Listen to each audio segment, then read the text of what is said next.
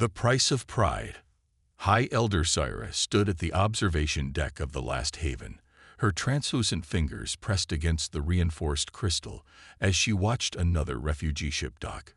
The vessel's hull bore fresh plasma scarring, evidence of yet another raider attack.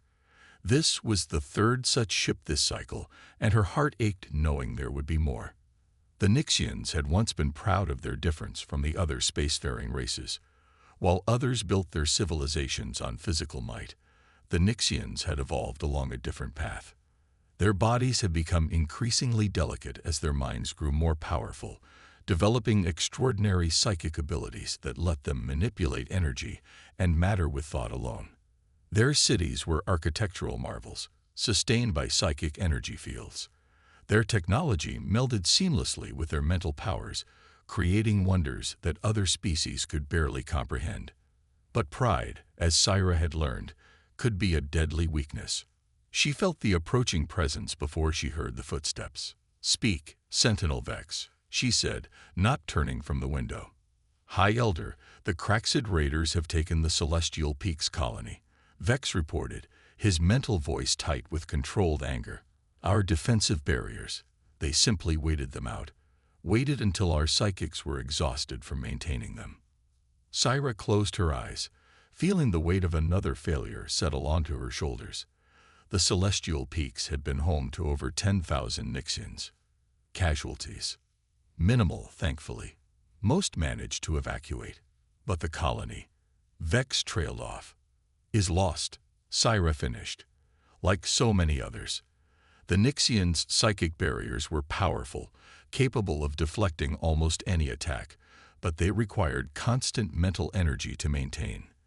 Their enemies had learned patience, simply besieging Nixian colonies until their defenders inevitably tired.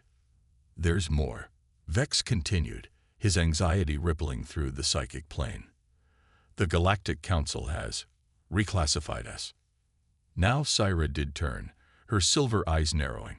"Reclassified? We're now listed as a protected species, High Elder. They cite our inability to maintain sovereign security as the primary reason." The words hit Syra like a physical blow. Protected species status was reserved for pre-spaceflight civilizations, or those deemed too vulnerable to survive without Council protection. It was a diplomatic way of declaring them helpless. "They would make us wards," she whispered. "After all we have contributed to galactic civilization, our psychic enhancement technologies, our gravity manipulation systems. The Council's statement suggests that our technologies can be preserved and administered by other species." Vex's mental voice carried undertones of shame and rage. "They believe we lack the capacity to defend our innovations." Syra turned back to the window, watching as medical teams helped evacuees from the refugee ship. The Nixians' tall, willowy forms moved with characteristic grace, their semi-transparent skin shimming with the neural patterns of their psychic communications. They were beautiful, evolved, advanced, and dying. "We cannot continue like this," she said finally. "Our population centers are falling one by one. Our people are being scattered across safe harbors and protected zones. We need." "The Council has offered increased patrols," Vex supplied. "Under their direct authority, of course." "No." Syra's mental voice carried a steel that surprised even her. "We will not survive as pets of the Council, preserved like some delicate flower in a greenhouse. We need to find another way." She pressed her hand against the window again, watching as a young Nixian child was carried from the refugee ship, her form glowing with distressed psychic energies. "We need to learn to fight. Not just to defend, but to fight. High Elder, our bodies are what they are," she cut him off. "But our minds can be weapons if we learn to use them differently." She turned to face Vex fully. "Query the databases. Find me species that have overcome physical limitations. Find me civilizations that have turned weakness into strength. There must be someone out there who can teach us what we need to learn." Vex straightened, his form glowing with renewed purpose. "At once, High Elder. Though many species may be reluctant to aid us, given our new status." Syra's expression hardened. Then we will find those who understand what it means to rise above limitations.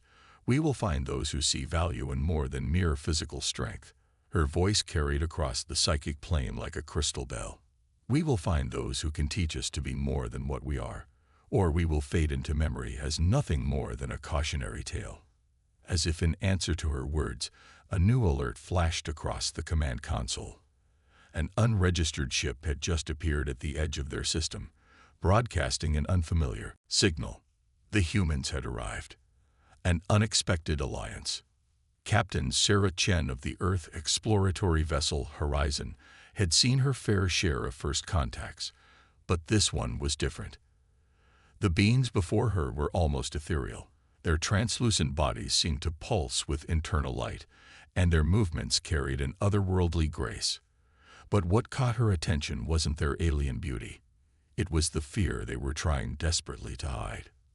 "You're saying," she repeated slowly, "that your entire species is under threat because raiders can simply wait you out." High Elder Cyrus' silver eyes met Chen's. "Our psychic barriers are nearly impenetrable, Captain. But maintaining them requires constant mental energy against a persistent siege." "You exhaust yourselves," Chen finished. She leaned back in her chair, mind racing. The Nixian's situation touched something deep in her human instincts, the desire to protect, to solve, to fix what was broken. Commander James Rodriguez, her tactical officer, cleared his throat. "Ma'am, if I may." At her nod, he continued, "I've been reviewing the Nixian defensive capabilities. Their psychic technology is, well, it's incredible, but they're using it all wrong."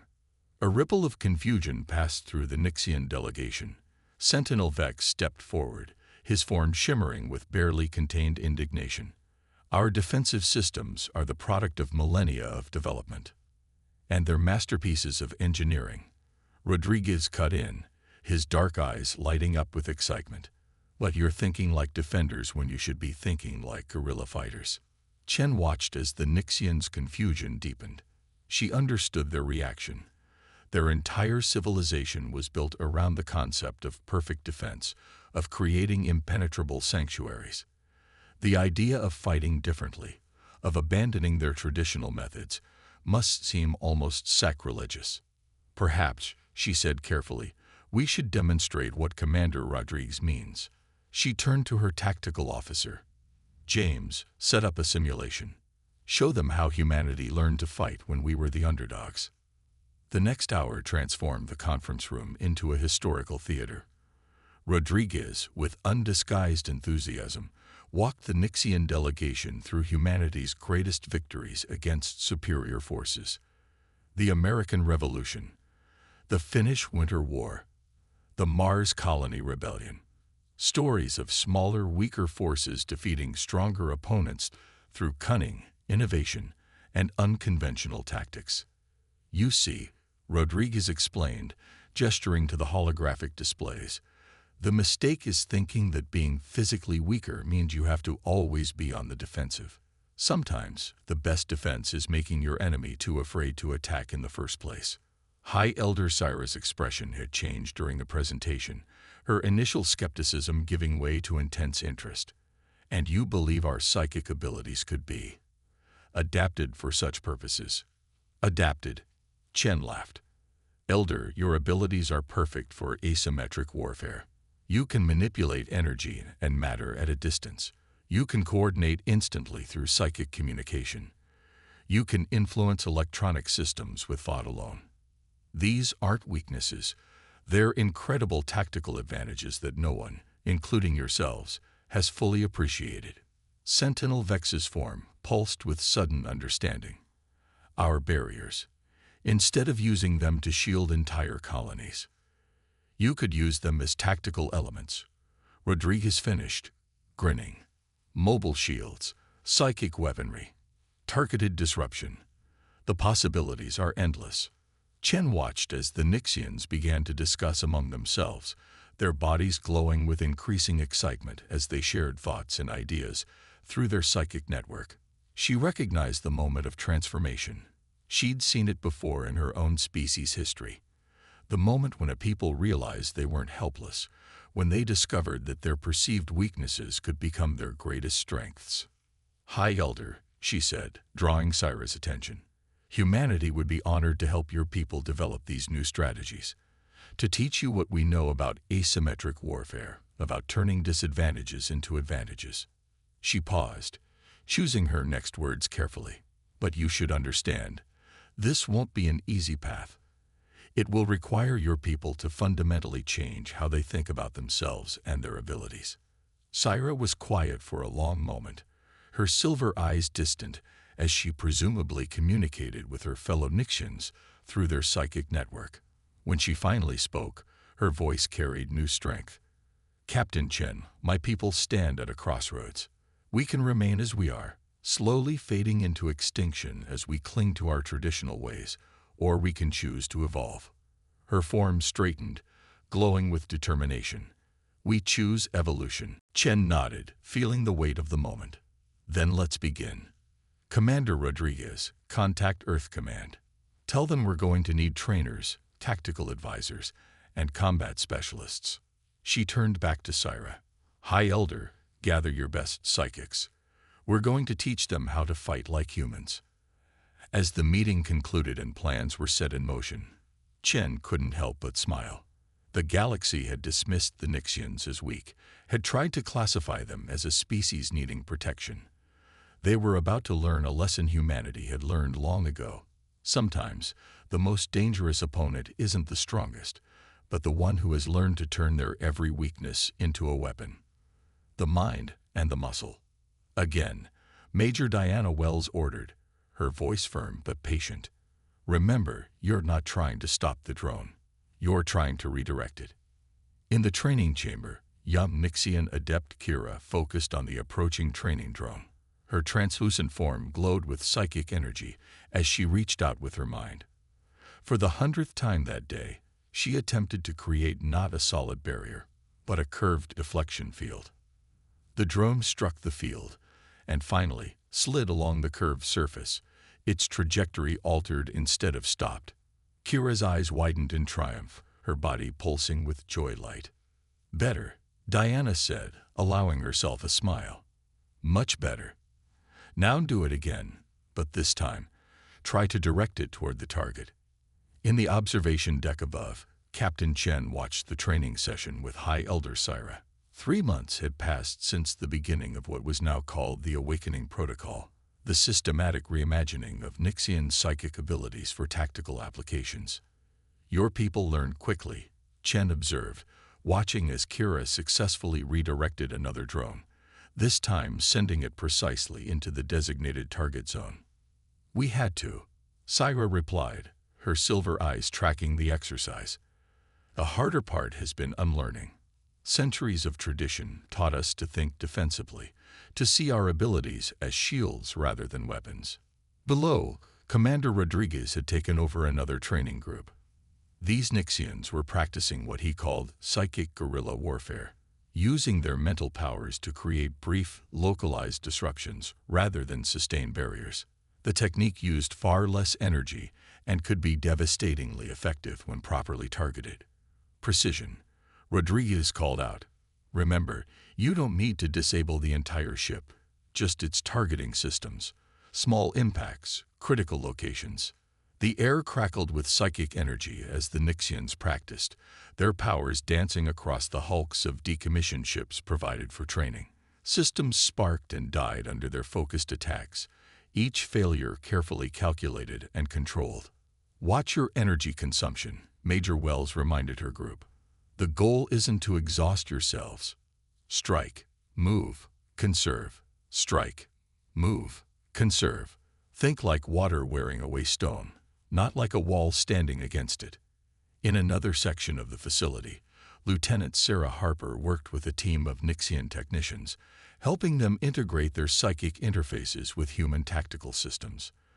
The combination was proving revolutionary.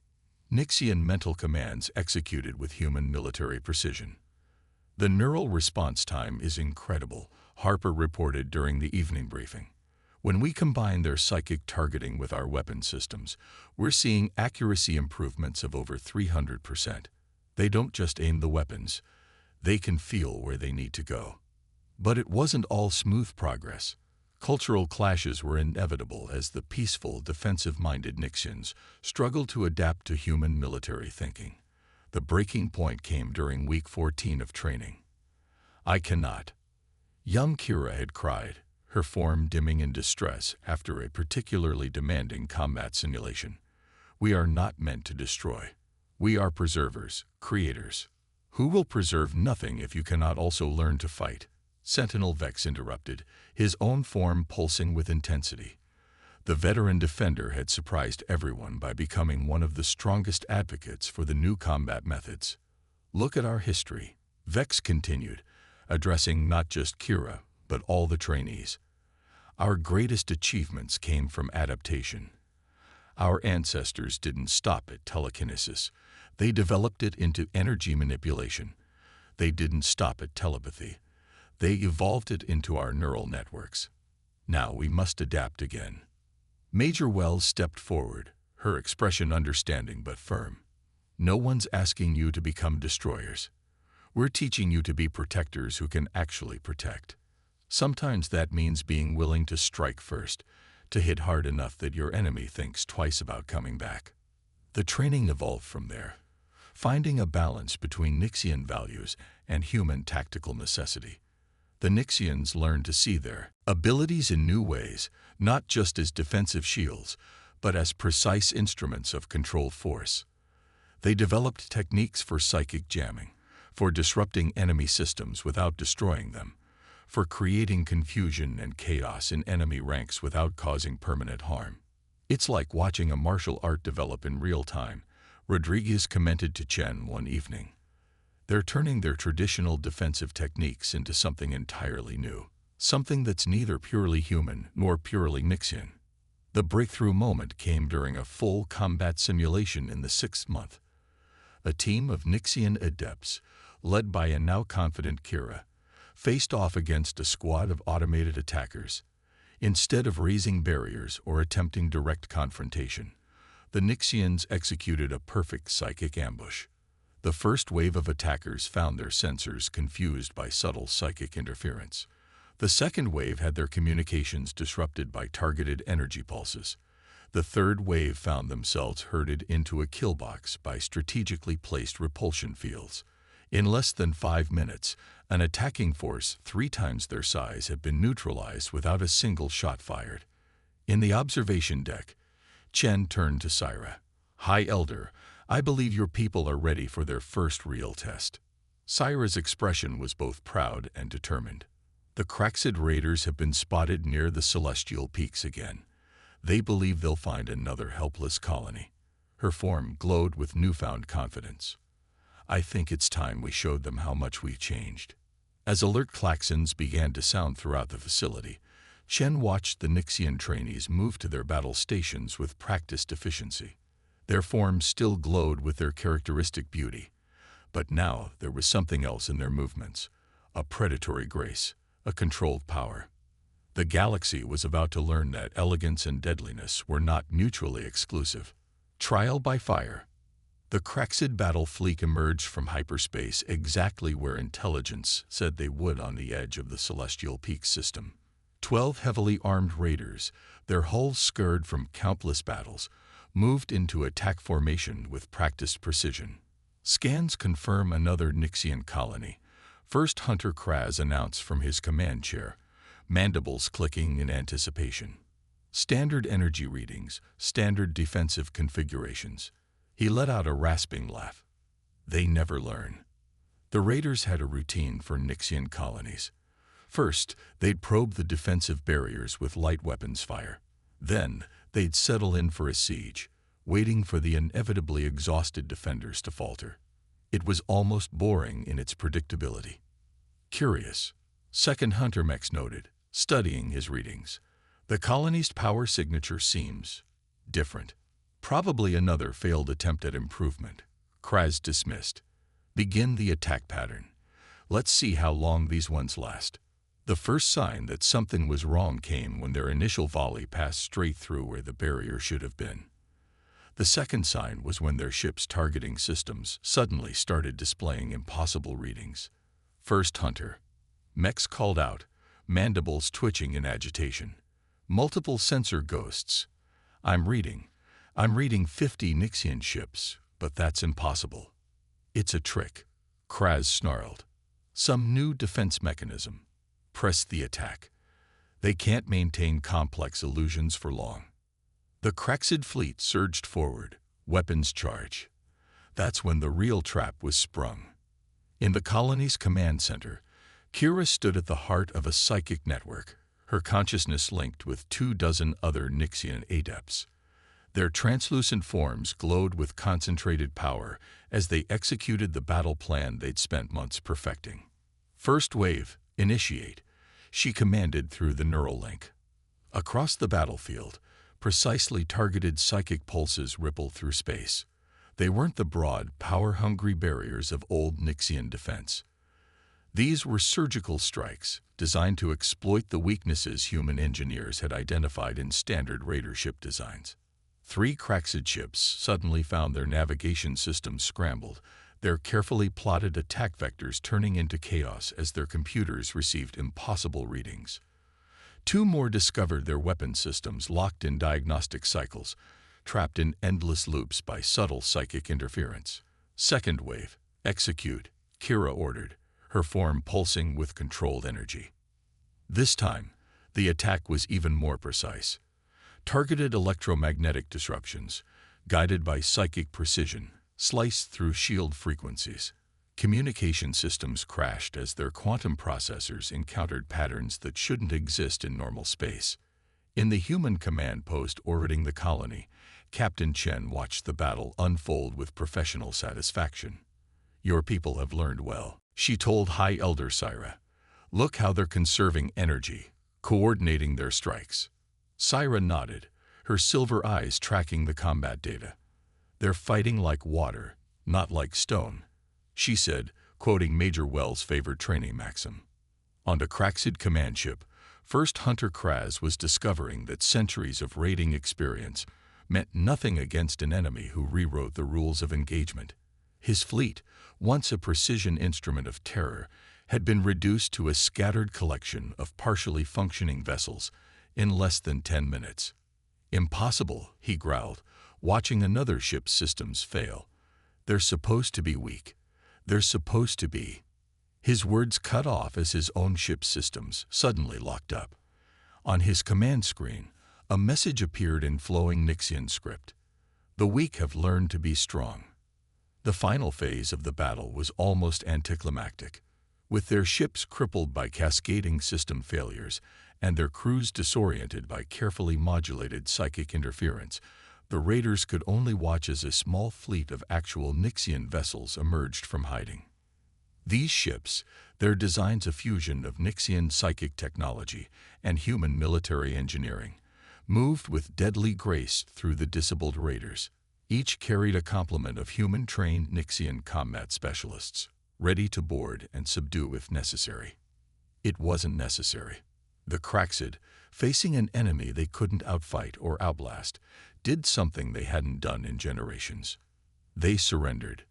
In the colony's command center, Kira finally allowed herself to relax, her form dimming to its normal luminescence as the psychic network disbanded. Around her, other Nixian adepts were doing the same, their bodies showing the controlled fatigue of powers used precisely rather than the exhaustion of their old defensive battles. Well done, Major Wells said, entering the command center with a broad smile. Textbook execution. You actually used less power than in the simulations. It feels different, Kira admitted. Using our abilities this way. More focused. More. She searched for the word. Efficient, Sentinel Vex supplied, his form glowing with pride. We're no longer trying to hold back the tide. We're directing it. The aftermath of the battle brought more than just captured raiders. As news spread through the galaxy about the Kraxid fleet's defeat, other predatory species who had viewed Nixian colonies as easy targets began to recalculate their risk assessments. More importantly, the Galactic Council found itself in an awkward position. How could they maintain the Nixians' protected species status when they had just demonstrated such a decisive military victory? They'll have to reconsider their classification, Chen told Syra as they watched the Craxid ships being towed to holding facilities. Your people have proven they can defend themselves. Thanks to humanity's help, Syra replied. You taught us to see our capabilities differently, to understand that true strength isn't about having the hardest shell or the sharpest claws.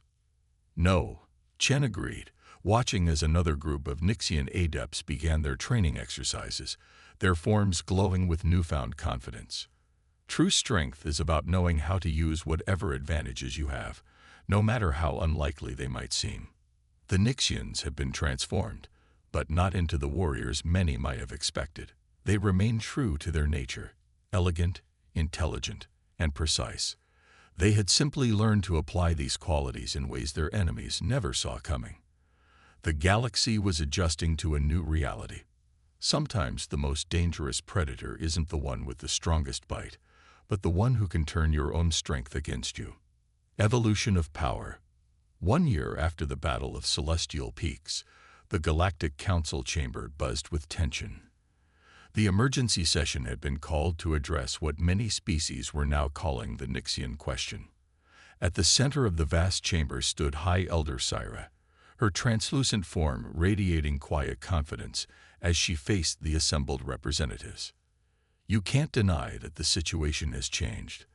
The Drachnid ambassador rumbled, his scales shifting with agitation. The Nixians are no longer the species we classified as requiring protection. They've become something else. Something dangerous, you mean? The Valaxian representative added, multiple eyes blinking in sequence. Their new combat abilities make them an unprecedented threat. Who knows what else they might be capable of? Syra waited for the murmurs to die down before speaking. When she did, her voice carried across the chamber with crystalline clarity. Interesting how quickly unable to defend themselves becomes too dangerous when a species finds its strength. From her position in the human delegation, Captain Chen suppressed a smile. The Nixians had indeed changed, but not in the way their critics feared. Their transformation went far beyond mere military capability. The evidence was visible throughout Nixian space. Their colonies, once isolated sanctuaries dependent on static defenses, had evolved into dynamic centers of innovation. The fusion of human tactical thinking with Nixian psychic technology had sparked a renaissance in their civilization. The Council has received multiple reports, the archival minister announced, of Nixian innovations in fields ranging from spacecraft design to medical technology. Their new understanding of targeted psychic applications has revolutionized several industries. Indeed, where the Nixians had once used their abilities almost exclusively for defense, they now applied them with precision across all aspects of their society. Shipyards employed psychically guided assembly systems that could construct vessels with unprecedented speed and accuracy. Hospitals utilized targeted healing techniques that would have been impossible with their old, broad-spectrum approaches. What concerns us, the Drachnid ambassador continued, is not just their military capability, but their growing influence. Several species have already entered into training agreements with the Nixian-Human Alliance. Is that not their right? Syra asked, her form pulsing slightly with controlled emotion. We offer knowledge freely to any who wish to learn. Unlike some, we remember what it means to be vulnerable. The chamber erupted in debate, but the outcome was already clear. The Nixians could no longer be classified as a protected species. Their achievements over the past year had made that designation absurd. More importantly, they had become too valuable to ignore. Later, in a quiet observation lounge overlooking the Council Station's space dock, Chen found Syra watching Nixian ships maneuvering with their characteristic grace. But now that grace carried an edge of capability that made even veteran military observers take notice.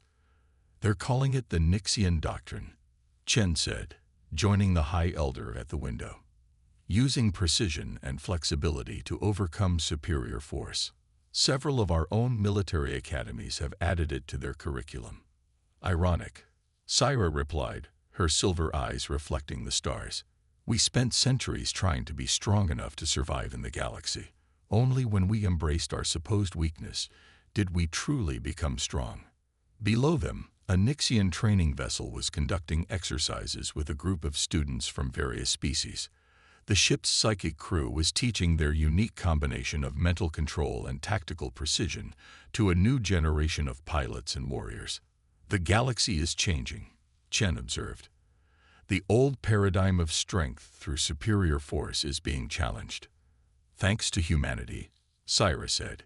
You showed us that true evolution isn't about becoming something else. It's about fully embracing what you are. The evidence of that truth was spreading throughout known space. Nixian diplomatic missions now commanded respect where they had once received pity. Their technological innovations were sought after by species that had once dismissed them as helpless. But perhaps most importantly, their example had given hope to other species who had been deemed too weak to matter in galactic politics.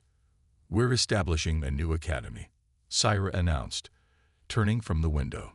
The Institute of Adaptive Defense, a place where any species can learn to turn their unique characteristics into advantages, regardless of their physical capabilities. Chen smiled. The bullies of the galaxy won't like that. No, Syra agreed, her form glowing with quiet satisfaction. But they'll have to adapt. After all, we did. As if to emphasize her point, a squad of Nixian interceptors passed by the window, their movements a perfect blend of their species' natural grace and their new combat capabilities. They were no longer just survivors. They had become pioneers of a new way of thinking about strength and power. The message spreading across the galaxy was clear. True power wasn't about being the strongest, the fastest, or the most durable. It was about understanding yourself, adapting without losing your essence, and turning your unique qualities into advantages. The Nixians had done more than survive. They had shown the galaxy a new path forward. And in doing so, they had evolved from being the weakest species in known space to become something far more significant. They had become teachers. In the end, that was perhaps their greatest victory. Not just learning to defend themselves, but showing others that every species, every individual had the potential to be powerful in their own unique way. They had proven that sometimes the greatest strength lies not in changing who you are, but in finally understanding who you were meant to be. The galaxy would never be the same, and that both humans and Nixians agreed was exactly the point.